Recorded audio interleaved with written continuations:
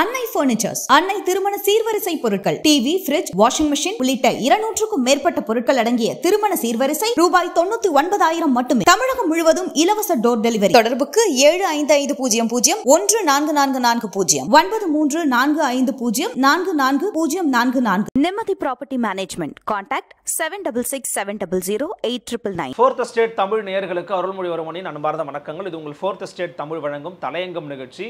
இன்றைக்கு நம்முடைய தலையங்கம் நிகழ்ச்சியில் அடுத்தடுத்து பல முக்கியமான இடங்களில் வந்து பார்த்திங்கன்னா தமிழ்நாட்டில் சாதி ரீதியிலான பிரச்சனைகள் அப்படிங்கிறது மேலோங்கிய வண்ணம் இருந்துகிட்டு இருக்கு. ஆனால் இது வெளியில் பொது ஊடகங்கள் மத்தியில் ஒரு பேசப்படும் பொருளாக மாறாத வண்ணம் பாதுகாக்கப்பட்டு வருகிறதா அப்படிங்கிற ஒரு கேள்வி நமக்குள் எழுகிறது. எதையெல்லாம் பேசலையோ அதை இன்று பேசுகிறது ஃபோர்த் ஸ்டேட் தமிழ் ஊடகத்தினுடைய தலையங்கம் நிகழ்ச்சி.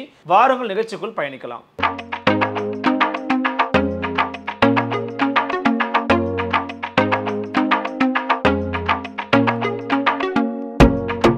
அண்மையில் நடைபெற்ற ஒரு மிக முக்கியமான ஒரு சம்பவம். இந்த நிகழ்ச்சி வந்து பொது வழியில் விவாதத்துக்கே வராத வண்ணம் ரொம்ப அமைதியாக இருக்குது. ஆனால் இதை பற்றி பேசிய கட்சிகள் தற்போது வரைக்கும் இன்றைக்கி நம்ம நேரம் வந்து பார்த்திங்கன்னா மதியம் ஒரு மணிக்கு பேசிக்கிட்டு இருக்கோம். இதை பற்றி அதிகம் பேசிய கட்சின்னு பார்த்திங்கன்னா சிபிஎம் கட்சி பேசியிருக்கிறாங்க, எஸ்டிபிஐ கட்சி பேசியிருக்கிறாங்க, நீலம் பண்பாட்டு மையம் பேசியிருக்கிறாங்க, அப்புறம் விசிகாவும் பேசியிருக்கிறாங்கன்னு நினைக்கிறேன். ஸோ பொதுவாக வந்து பார்த்திங்கன்னா பொங்கல் காலகட்டங்களில் ஜல்லிக்கட்டு போட்டி நடக்கும். இந்த ஜல்லிக்கட்டு போட்டியினுடைய கலாச்சார பண்பாட்டு கலையினுடைய வடிவமாக பார்க்கப்படுவதுங்கிறது உண்மைதான். அதில் யாருக்கும் மாற்று கருத்து கிடையாது. ஏன்னா ஜல்லிக்கட்டுக்காக நம்ம வந்து போராடிய ஒரு சமூகத்தை சேர்ந்தவங்க. 90s கிட்ஸ்லாம் ஜல்லிக்கட்டுக்காக வந்து முன்னாள் வந்து உட்காந்து போராடி இருக்கிறாங்க. அப்படிப்பட்ட ஜல்லிக்கட்டுக்கு ஊடாக இருக்கக்கூடிய சாதிய ரீதியிலான சிக்கல்களையும் இந்த முறை வந்து ஊடகங்கள் படம் பிடிச்சு காமிச்சாங்க. அதில் ஒருவர் தான் சார்ந்த சாதியின் காரணமாக எப்படி வந்து பார்க்கப்பட்டார், எப்படி புறக்கணிக்கப்பட்டார் அப்படிங்கிறத நம்ம அந்த சமூகத்தில் பொதுவெளியில் பார்த்தோம். அந்த பிரச்சனையும் பூதாகரமாக மாற்றப்படவோ அல்லது ஒரு விவாதத்துக்கு உட்படுத்த வேண்டிய ஒரு பொருளாகவோ வந்து கவனிக்கப்படலை கெடுவாய்ப்பாக. அடுத்த சம்பவம் இன்னொன்று பாருங்கள். இது வந்து நீலம் பண்பாட்டு போட்டிருக்கிறாங்க. நான் அவங்க போட்டது எதுக்காக படிக்கிறேன்னா அவங்க கொஞ்சம் வீரியமாக போட்டிருக்கிறாங்கிறதுக்காக நான் படிக்கிறேன். பொங்கல் விளையாட்டில் பிரச்சனை என்ற ஒரே காரணத்திற்காக மணிகண்டன் என்கிற தலித் இளைஞர் காவல்துறை முன்பாக இங்கு அடிக்கோடிட்டு கவனிக்க வேண்டிய ஒரு வார்த்தை என்னன்னா, காவல்துறை முன்பே சமூக விரோதிகளான சாதி வெறியர்களால் கழுத்தறுத்து படுகொலை செய்திருப்பது வன்மையாக கண்டிக்கத்தக்கது. பெரம்பலூர் மாவட்டம் வேப்பந்தட்டை வட்டம் கைகளத்தூர் பகுதியைச் சேர்ந்த தலித் இளைஞர் மணிகண்டனை அப்பகுதியில் உள்ள தேவேந்திரன் கழுத்தை அறுத்து படுகொலை செய்துள்ளார். இன்று காலை சுமார் 10:30 மணியளவில் சமாதானம் பேச காவல்துறையினர் அழைத்து சென்ற நிலையில் காவல் நிலையத்தை அல்லாத வேறொரு இடத்தில் வைத்து கட்ட பஞ்சாயத்து பேசிய போது காவல்துறையின் கண் முன்பாகவே கத்தியால் கழுத்தறுத்து படுகொலை நிகழ்த்தி இருக்கிறார்கள். இது தமிழ்நாடு முழுவதும் பதற்றத்தை ஏற்படுத்தி இருக்கிறது. தமிழ்நாடு அரசு முதலமைச்சர் படுகொலை செய்த கயவர்கள் அனைவரையும் SC/ST வன்கொடுமை தடுப்பு சட்டத்தில் வழக்கு பதிவு செய்து உடனடியாக சிறைப்படுத்த வேண்டும். மேலும் இந்த சம்பவத்திற்கு பெரம்பலூர் மாவட்ட காவல்துறையின் அலட்சியமே படுகொலைக்கு காரணம். உடனடியாக காவல்துறையினர் மீது தகுந்த நடவடிக்கை எடுத்திட வேண்டும் அப்படின்னு சொல்லி போட்டிருக்கிறாங்க. ஸோ இந்த சம்பவத்தை நம்ம கேள்விப்படும்போது என்ன தெரியுதுன்னா, காவல்துறை கிட்ட ஒரு பிரச்சனையை கொண்டு வந்து விட்டோம் அப்படின்னா காவல்துறை யார் சம்மந்தப்பட்டதில் பாதிக்கப்பட்டவங்களோ அவங்க பக்கம் நின்று பேசாமல் அவங்க 2 பேரையும் கொண்டு போய் அழைச்சி வச்சு வேற ஒரு இடத்துல கட்ட பஞ்சாயத்து பண்ணியிருக்கிறாங்க. அந்த கட்ட பஞ்சாயத்து பண்ணும்போது காவல்துறையின் கண் முன்பாகவே சாதி வெறியர்களால் பாதிக்கப்பட்ட அந்த நபர் மீது கழுத்தை அறுத்து கொலை பண்ணியிருக்கிறாங்க. தமிழ்நாட்டிலங்க திராவிட மாடல் ஆட்சியில் பெரியார் மண் என்று பேசக்கூடிய தமிழ்நாட்டினுடைய ஆட்சியில் தான் ஒரு பட்டியல் சமூகத்தை சேர்ந்த ஒருவருடைய கழுத்தை எரித்து கொலை பண்ணியிருக்கிறாங்க. இது எவ்வளவு பெரிய அப்பட்டமான சாதி ஆணவ படுகொலை. இன்னொரு முக்கியமான ஒரு விஷயம், இதுக்கு கொஞ்சம் காலத்துக்கு முன்னாடி பாருங்க, மதுரையில் தலித் சிறுவனுக்கு நடந்தேறிய சாதிய தீண்டாமை. மதுரை மாவட்டம் உசிலம்பட்டி சங்கம்பட்டி கிராமத்தில் கடந்த 16ஆம் தேதி தலித் சிறுவனை அந்த பகுதியைச் சேர்ந்த கிஷோர், உக்கிரபாண்டி, பிரம்மா, சந்தோஷ், நிதிஷ், மணிமுத்து இந்த 6 பேரும் போய் மது வாங்கிட்டு வாடா போடா அப்படின்னு சொல்லி கட்டாயப்படுத்தி அனுப்பியிருக்கிறாங்க. அதற்கு மறுப்பு தெரிவித்த ஒரே காரணத்திற்காக, எதற்கு?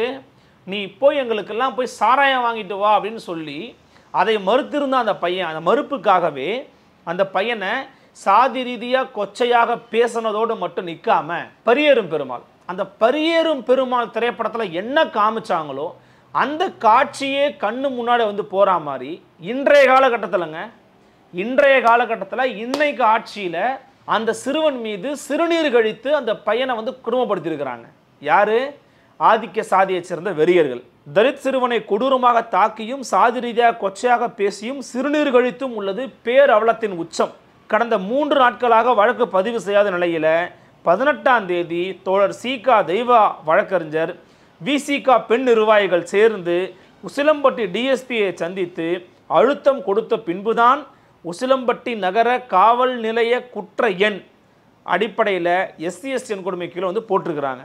ஆனால் இன்றைக்கு வரைக்கும் ஒரு குற்றவாளிகளை கூட ஏன் கைது செய்யவில்லை?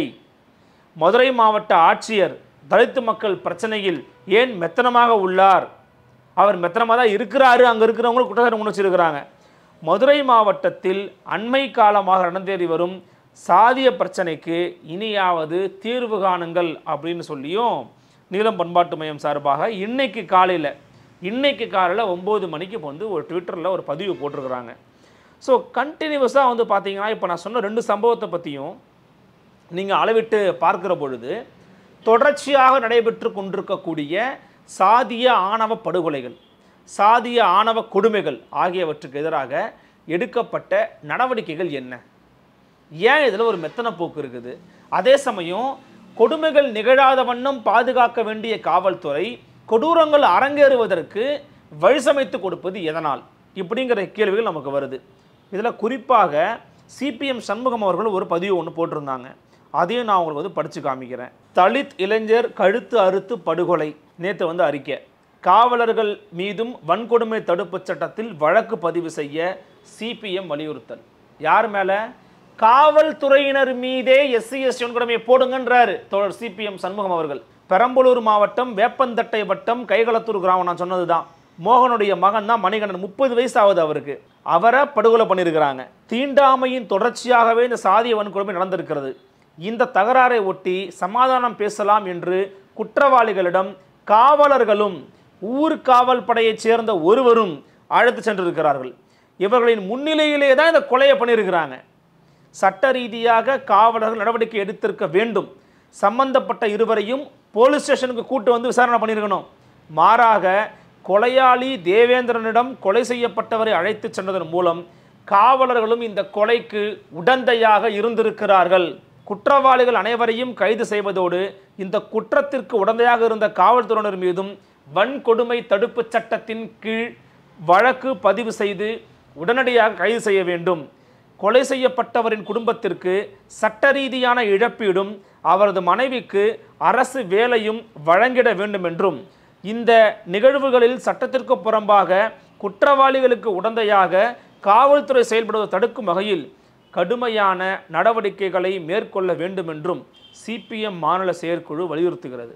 இதே CPM சட்டமன்றத்துக்குள்ள ஆணவ கொலைகளை தடுக்கணும்னு சொல்லி சிறப்பு சட்டத்தை உருவாக்குங்கன்னு சொல்லி எவ்வளவு நாட்கள் ஆயிடுச்சு. இப்போது வரைக்கும் அதற்கென்று ஒரு சட்டம், ஒரு தனிச்சட்டம் பிறப்பிக்கப்படலை. முதலமைச்சர் என்ன சொல்றாங்கன்னா, இருக்கக்கூடிய சட்டங்களே ரொம்ப வலிமையாக இருக்கிறது, அந்த சட்டங்களே போதுமானது அப்படிங்கிறாரு. ஆனால் முழுக்க முழுக்க பிற்படுத்தப்பட்ட, மிகவும் பிற்படுத்தப்பட்ட மக்களில் இருக்கக்கூடிய சாதிய ஆணாதிக்க சிந்தனை கொண்ட நபர்களுடைய அழுத்தத்தின் காரணமாக அந்த பிற்படுத்தப்பட்ட மக்கள் சாதியினுடைய வாக்குகள் போயிடும் அப்படிங்கிற காரணத்துக்காகத்தான் இவர் அந்த தனிச்சட்டத்தை கொண்டு வராமல் இருக்கிறார் அப்படிங்கிற தொடர் விமர்சனங்களும் குற்றச்சாட்டுகளும் முதலமைச்சர் மீதும் திமுக அரசின் மீதும் இருந்து கொண்டே இருக்கிறது. எதனால் நீங்கள் தனிச்சட்டம் ஏற்றாமல் இருக்கிறீங்க? அவையே போதுமானது அப்படின்னு சொல்றீங்கன்னா ஏன் தொடர்ச்சியாக இது போன்ற சம்பவங்கள் நடந்து கொண்டே இருக்கிறது? சமீப காலங்களில் திரு சீமான் பெரியாரை விமர்சிக்கிறது, பெரியாரை விமர்சித்து சீமான் பேசுகிறத, சீமானை வந்து மற்றவர்கள் கண்டிக்கிறதும் தொடர்ச்சியாக போய்கிட்டே இருக்கு. சப்ஜெக்டை அப்படியே கூட ஓரம் வச்சிருவோம். பெரியார் அப்படிங்கிற நபர், பெரியார் அப்படிங்கிற மனிதரை முன்வைத்து தான் திமுக அரசியல் பண்ணி கொண்டிருக்கிறது, திமுக அரசியல் செய்து கொண்டிருக்கிறது அப்படிங்கிறது நம்ம எல்லாருக்குமே தெரியும், வெட்ட வெளிச்சமாக தெரியும்.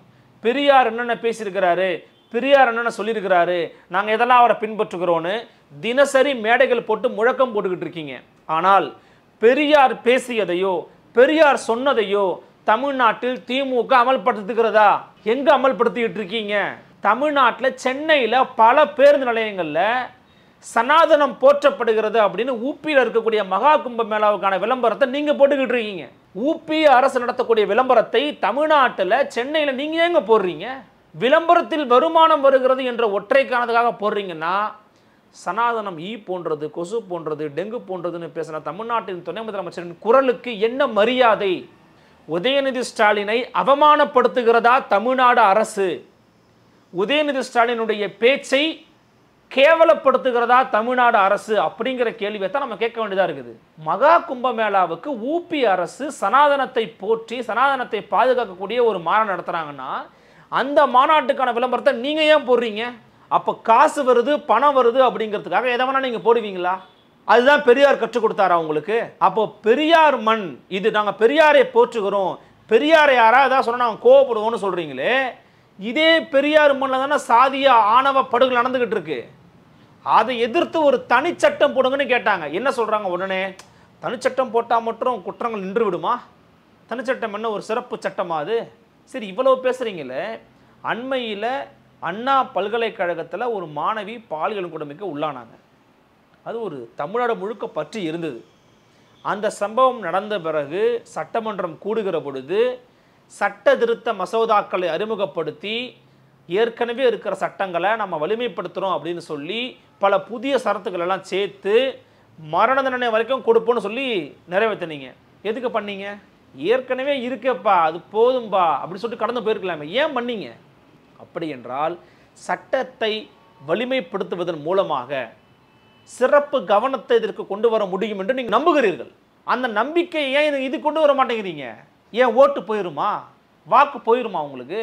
சமீபத்தில் 4th எஸ்டேட் தமிழ் ஊடகத்தின் சார்பாக சிபிஎம் கட்சியினுடைய மரியாதைக்குரிய தோழர் சண்முகம் அவர்கள் ஒரு பேட்டி எடுத்திருந்தோம். அந்த பேட்டியில் அவர் சொன்ன ஒரு சம்பவம், அந்த ஒரு செய்தி எனக்கு ரொம்ப அதிர்ச்சியாக இருந்துச்சு. என்ன நீங்கள் நினைக்கிறீங்களா இப்போ கூட சாதி ஆணவ படுகொலை இல்லைன்னு நினைக்கிறீங்களா அப்படின்னு கேட்டார். நான் இருக்கா என்ன அப்படின்னு கேட்டேன்.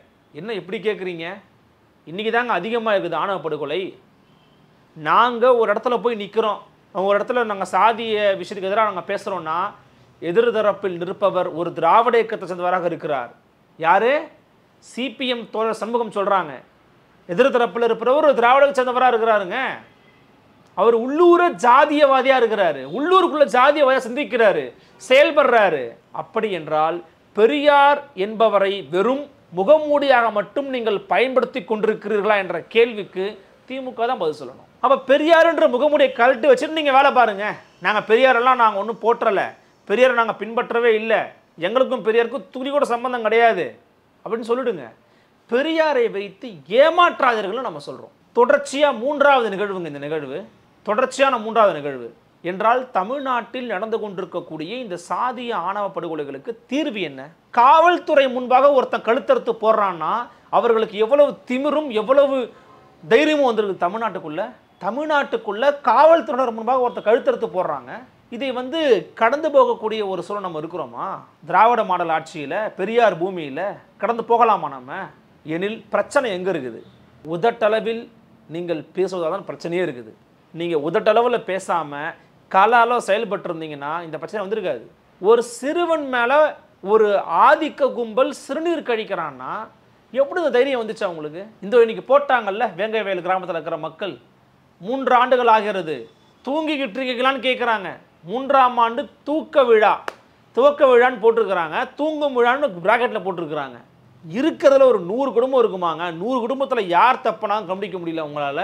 ஏன் வெளியிடாமல் இருக்கிறீங்க? வேங்கை வயலை எவன் மலத்தை கலந்தானோ அவனை தூக்கி நீங்கள் நிப்பாட்டி இருந்தீங்கன்னா இப்போ தைரியம் வந்திருக்குமா சாதியவாதிகளுக்கு? அதையே 100 பேருக்குள்ளே இருக்கிற குடும்பத்திலேயே அவங்க கண்டுபிடிக்க முடியல அரசால், நம்மளே கண்டுபிடிச்சிருவாங்க, நம்மளே தான் பண்ணிடுவாங்களா என்ன அப்படிங்கிற தைரியம் சாதியவாதிகளுக்கு தற்போது அதிகமாக எழுந்திருக்கிறது. அதன் ஒரு பகுதி தான் இப்படிப்பட்ட தொடர்ச்சியான சாதிய ஆணவ படுகொலைகள், சாதிய வன்ம கொலைகள் நடந்துகிட்டு இருக்கு. இது எப்படி கடந்து போறது? இதற்கான தீர்வு என்ன? தமிழ்நாடு அரசு உடனடியாக இதற்கு ஒரு குழுவை போடுங்க. ஏற்கனவே நீங்க வச்சிருக்கிறீங்க சமூக நீதி கண்காணிப்பு குழுன்னு. இந்த சமூக நீதி கண்காணிப்பு குழு இதுவரைக்கும் எடுத்த நடவடிக்கை என்ன, இதுவரைக்கும் எடுத்த சர்வே என்ன, இதுவரைக்கும் எடுத்த புள்ளி விவரங்கள் என்ன, என்ன வெளியிட்டிருக்கிறாங்க, அரசுக்கு கொடுத்த ஆலோசனை என்ன, அரசு எடுத்த நடவடிக்கை என்ன, நீங்கள் பட்டியலில் எடுங்க. நீங்கள் ஒரு வெள்ளை அறிக்கையை கொடுங்க நீங்கள் என்ன பண்ணியிருக்கிறாங்கன்னு. இந்த சமூக நீதி கண்காணிப்பு குழுக்கு ஒரு உறுப்பினர் இருக்கிறாங்க, தலைவர் இருக்காங்க, எல்லாரும் இருக்கிறாங்க. அவங்களுக்கு உங்களுடைய வரிப்பணம் என்னுடைய வரிப்பணம் தான் சம்பளம் போகுது. என்ன பண்ணுறாங்க அவங்க? அப்போ தொடர்ச்சியாக நடந்து கொண்டிருக்கக்கூடிய இந்த சம்பவங்களுக்கு முற்றுப்புள்ளி வைக்க தமிழ்நாடு அரசு தயங்குகிறதா? சாதியவாதிகளின் ஓட்டுகளுக்காக பயப்படுகிறதா? அஞ்சு நடுங்குகிறதா? ஒரு ஐஐடியினுடைய இயக்குனர் பிற்போக்குத்தனமாக பேசினாருன்னா உடனே ஒரு அமைச்சர் கண்டிக்கிறாருல்ல, பேசுகிறாங்கல்ல, பிற்போக்குத்தனமான கருத்துங்க, கோமூத்திராலெலாம் எதுவும் சக்திகள்லாம் இல்லைங்கன்னு பேசுகிறாங்கல்ல, அவர் தான் ஐஐடியினுடைய இயக்குனராக இருக்கிறாரு. அவர் சில நிகழ்ச்சிகளாமோ நீங்கள் பண்ணிருக்கிறீங்க, அது வேறு சப்ஜெக்டோடு வச்சுப்போம். ஆனால் இது போன்ற விஷயங்களை ஏன் கவனம் செலுத்த மாட்டேங்கிறீங்க? ஏன் இதை பற்றி பேச மறுக்கிறது தமிழ்நாடு அரசு, திராவிட மாடல் அரசு? தொடர்ச்சியான சம்பவங்களுங்க. நான் சொன்னது இந்த கடந்த ஒரு மாதத்தில் மட்டும் 3 நிகழ்வுகள் 4 நிகழ்வுகள் நான் சொல்லிட்டேன். அப்போது இதில் கவனம் செலுத்த ஏன் தயங்குறீங்க? இதற்கு ஒரு தனி சிறப்பு சட்டம் நிறைவேற்றினா உங்களுக்கு என்ன பிரச்சனை வருது? உங்களுக்கு சமூக ரீதியாக சோஷியலாக மக்கள் மத்தியில் ஒரு ப்ரெஷர் வந்தால் மட்டும் ஒரு வேலையை பார்க்குறீங்க, இல்லைனா பார்க்கவே மாட்டேங்கிறீங்க. அப்படியே விட்டோம்னா மகா கும்பமேளாவுக்கு தமிழ்நாட்டில் நாங்கள் உட்காந்துட்டு இருக்கிற பஸ் ஸ்டாப்பில் விளம்பரம் போடுறீங்க. விட்டாங்க பக்கத்தில் பெரியார் கூட போட்டுப்பீங்கன்னு நினைக்கிறேன். ஏன் அப்படின்னா தொடர்ச்சியாக பட்டியல் சமூக மக்களின் மீதும் ஒடுக்கப்பட்ட மக்களின் மீதுமான அக்கறையற்ற ஒரு கட்சி திமுக. பிற்படுத்தப்பட்ட மக்களுக்காகவும் அவர்களுடைய நலனுக்காகவும் மாறிவிட்ட திமுக அப்படிங்கிற விமர்சனத்துக்கு இதுதான்ப்பா சாட்சின்ற மாதிரி செயல்பட்டுக்கிட்டு இருக்கீங்க. நீங்கள் மேலிருந்து ஒரு படி கீழே அதிகாரம் முழுக்க குவிஞ்சிருக்கே தவிர அதிகாரம் பரவலாக்கப்படலான்ற விமர்சனம் தொடர்ந்து திமுக மேல இருக்கா இல்லையா? அது இது ஒன்றே அத்தாட்சி இல்லையா? அப்போ எனில் தமிழ்நாடு அரசும் முதலமைச்சரும் உடனடியாக இந்த காவல்துறை அதிகாரிகள் மீதும் சிபிஎம் சொன்னதை போல வன்கொடுமை சட்டத்தை பாய்ச்சுமா அப்படிங்கிறது ஒரு மிகப்பெரிய ஒரு கேள்விக்குறி. அதில் என்ன பண்ண போகிறீங்க? காவல்துறைக்குள்ளே இருக்கக்கூடிய ஆசிரியர் சமூகத்துக்குள்ளே இருக்கக்கூடிய சாதியவாதிகளை எப்படி அடையாளம் காண போகிறீங்க?